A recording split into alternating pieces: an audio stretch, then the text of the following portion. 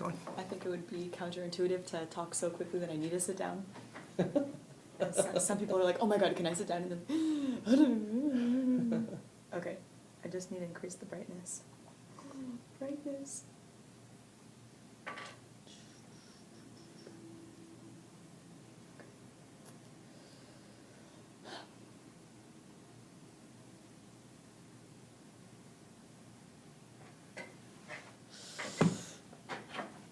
Okay, what if you run a counter narrative? That would be very interesting. I don't know. Okay. Hi, camera people. Okay, so.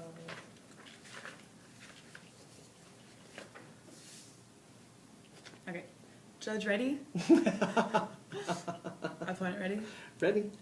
And. Tremaine's story. My father would go ahead and hurt our mother harder. His violence knew no bounds. His anger never settled. He'd do whatever it took to hurt us children. Punch us with fists, smash us with bottles, kick us, whack us with sticks or belts. He beat the living daylights out of us, not for anything. We'd run as fast as we could if he was in the house, but he'd lock the back door, so we'd head for the windows. We were like a hen pen full of little chickens trying to get out. We all knew the story. Run faster than Dad, get away, and don't come home until someone comes and gets you. As a primary school-age child, I discovered that the safest place was being under the bed, clinging to the wire wove. Those beds had a diagonal cross of wire wove supporting the wire mesh, and you could grab that and pull yourself up. No one could see you if they looked under the bed, and they couldn't hit you if they put a broom under the bed. We'd sleep in the bed with our mother because we'd feel safe then. Mom would lock the door and put knives around the handle so that if the door opened inwards, you'd have to break the knives or the wood. My father could scream all he wanted all night, but he wasn't going to get in.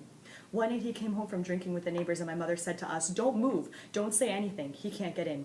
The next minute he started swearing and said, "I'm going to cut the throat out of my daughter and stick her guts up the old pine tree." He had my little sister who had also been at the neighbors. My mother had no choice but to open the door. He started to punch her full on in the face. He picked up a knife. I kicked him and grabbed him around the head. My little brother tackled him around his legs, and he fell to the ground. My mother ran off and all the other kids, but my brother and I didn't quite make it out of the house. He caught us and he stuck my little brother through the bottom pane of glass in our 3-pane front door and threw me through the middle one. My mother came back because we were lying in a pool of blood. He attacked her again and stuck her through the glass of the little porch outside the front door. We all carry our scars from our father. I had a big cut. I've still got my scars on my stomach from that night. After my father came out of jail, he was just the same as before. At 13, I'd had enough, and at this time I thought, I'm going to get you before you get us. That's what triggered me off, and I got up behind my father with a piece of 2x4, and I whacked him around his head. And I didn't want to stop. I got to the point where you don't care whether you live or die, you're just going to do it. Everything went red in front of me. It's like vertical blinds. You see the whole picture, but you don't quite see the full picture. As your anger builds up, the slats start to close and everything turns red and the picture disappears. You are not in the real world. A narrative is the personal story of an individual or group of individuals that are involved in the areas discussed by the current resolution. It is the discourse structure in which human action receives its form and through which it is meaningful. Framework, observation 1. The excessive speed and jargon that is becoming increasingly popular in debate significantly reduces the educational value of the activity and creates a harmful dissonance between the discourse used by the debaters and the policymakers or leaders they will soon become. Taylor and Jarvis 1 describes the status quo. High school debate remains a highly exclusive technical activity that relies on student and faculty experts. The general public has little or no understanding of our activity and would be unable to relate to the average debate round. Taylor and Jarvis 2 explains the impact of debate's over-reliance on statistics and facts at the expense of narrative voices. Statistics and facts can enlighten an individual and shock a person intellectually. However, they may not provide enough intimate contact with the subject matter to actually cause an individual to take action or to fully relate to the subject. These impact scenarios that focus on numbers eliminating the personal response to knowledge, in combination with the technicality that debate exhibits, excludes and desensitizes the debate community. Taylor and Jarvis 3, debate is directly responsible for shaping the modes of thought of future leaders and policymakers. A strictly technical mode of discourse which marginalizes the narrative creates future technocratic elites who cannot come to terms with the personal values and ways of knowing the world that narrative forms of presentation offer. This is detrimental to society since these policymakers and leaders have a direct influence on the content of information within the public sphere. Taylor and Jarvis 4. Since the rejection of narrative as a legitimate form of knowledge and evidence inhibits the ability of our community to truly know the issues and translate that knowledge into a complete understanding and relationship to the gravity of the problems that we research, the debate community must embrace narrative as a form of evidence. The aspect of desensitizing that provides the most concern is the lack of action on serious compelling issues due to the lack of emotional compulsion compulsion. One may read cards accounting for thousands of deaths, but there will never be action to prevent or care about those deaths until we understand the lives lost were those of people whom we can relate to. Observation 2. Prefer narratives to allow debaters to gain insight into the human condition, giving meaning to the lives of resolutional actors, and emancipate the silenced individual whose story comprises the narrative. Gregory 1. The narrative is centered on a snapshot in time. It is a glimpse into someone else's life just for a moment. By tallying deaths, debaters and judges never really have a chance to empathize with one case of human pain and suffering. Narratives produce an insight into the human condition and illuminate the struggle our species endures. White states, narrative is revealed to be a particularly effective system of discursive meaning production by which individuals can be taught to live a distinctively imaginary relation to the real conditions of existence. To conceive of a narrative discourse permits us to account for its universality as a cultural fact and assures us that reality itself can be both lived and realistically comprehended as a story. Gregory 2. In academic debate within resolutions, there is enough freedom to accommodate a marginal voice.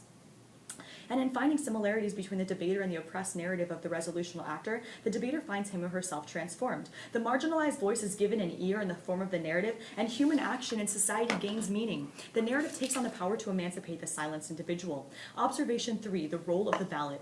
Observations 1 and 2 create a paradigm shift, making this round first one of activism, seeking to create micropolitical change that will stop LD debate from further excessive usage of speed and technical jargon, and will welcome instead a more communicative forms of discourse. And second, one of pathos-influenced decisions in which the judge affirms the connection between him or herself and Tremaine's story, and in doing so, affirms that this internalization creates an understanding of the plight that Tremaine and others find themselves in when they really have no other choice. Gregory 3 explains the ability to conceptualize or empathize with one's stories creates a convergence between the two different perspectives. This convergence is directly related to the unifying power of the narrative, as well as providing a legitimate means for the disenfranchised voice to be heard. I now stand open for cross-examination. And yeah, that's it, plus this. Great. Thank you. So first of all, I think this is a really good case. I think you've done a lot of improvements on it, and I like the advocacy that you're coming out here with. Let's talk a little bit about about the role of the ballot. You talk about a sort of a two-pronged approach to the ballot in this place. Can you explain a little bit more about that? Yes. So the first place where the judge is going to vote is on this activist paradigm. It seeks to create this sort of micro-political change in which we're basically changing the way that debaters go about debating, like the way that they go about speaking in round, where first they're limiting and actually trying to eliminate the amount of excessive speed and technical jargon that they use, because of the fact that we ultimately may become future policymakers or leaders. And so at the point at which we are like trying to set ourselves up to do that, those leaders and policymakers are going to be most effective. So, understood. What's the second part of that? Oh, okay. So the second part of that is this sort of pathos-influenced decision in which the judge really internalizes his or her connection with Tremaine and with Tremaine's story. And so at the point at which the judge is doing that... So what's the negative ground in the round? How do I get access to the ballot? So if the negative the negative can gain access from a couple different ways. So first, you can say that we don't need an activist position. You can say that speed and jargon is okay, but you have to provide warrants as to why, of course. Okay. And secondly, you can attack the second part, which is saying that, or So actually, I could provide a counter narrative. Yes, exactly. If I provide a counter narrative and that narrative is more connected with the judge than, for example, the affirmatives narrative, don't I still get beat on the first prong of this of your thing, because you're actually advocating for micro political change? And so a ballot now is an activist stance that says you vote up narratives regardless of whether the negative runs a narrative or anything else. Well, because that activist paradigm exists, the judge is going to seek to advance that paradigm. So really, like, that's why that's going to be important. So I can get access through the first prong of observation 3 as well, right? If my narrative is better, I can a negative ballot allows the judge to also vote up narratives through the negative. Except that you wouldn't have the framework advocating for that micro. So even if I do run the narrative, you still have the framework that's going to end up keeping me away from the ballot. It's going to be preferable for that reason, but you can still. So you're looking to try and get. I mean, I'm assuming you still would prefer to win off this round, yes? Yes, but that's just because of the competitive nature of the activity. It's not because I'm, But you're trying to evangelize something here, right? You're trying to. what do you mean? So in other words, for example, if you win this round, you happen to make it into out rounds in the tournament, you now have the additional shot at converting other people, right? Yes. Right? Okay.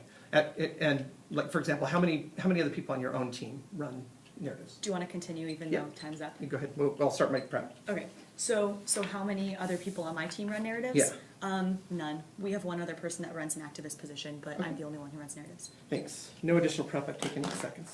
Oh, okay. Let's hold the time here.